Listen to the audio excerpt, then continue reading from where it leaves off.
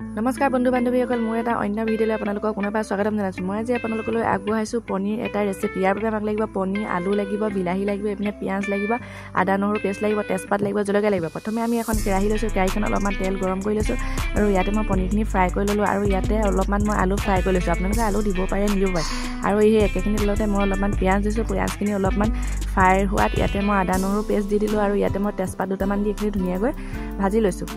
আৰু ইয়াতে এইখিনি কেইটামান অলপমান বিলাহী এড কৰি দিছোঁ আৰু ইয়াতে অকণমান নিমখ দি দিছোঁ। আপোনালোকে নিশ্চয় জানেই নিমখ দিলে গলে।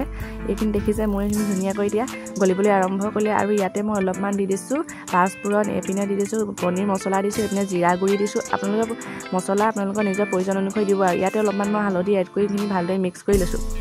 সেয়া দেখিলে মোৰ মছলা প্ৰায় ৰেডি হৈ গ'ল আৰু ইয়াতে মই এতিয়া অলপমান পানী এড কৰি দিছোঁ।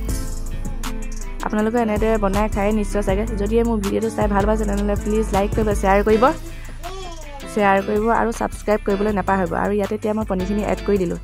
এইখিনি এতিয়া মই দি ধুনীয়া হেতা এখনে ভালদৰে মিক্স কৰি দিছোঁ।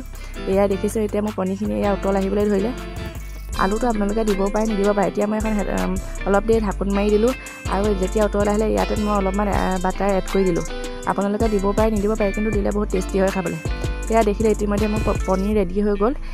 ইয়াতে মই পাছত জলকীয়া এড কৰি দিছোঁ। আপোনালোকে আগতো দিব পাৰে আৰু ইয়াতে আপোনালোকে ৰেড চিলি ব্যৱহাৰ কৰিব।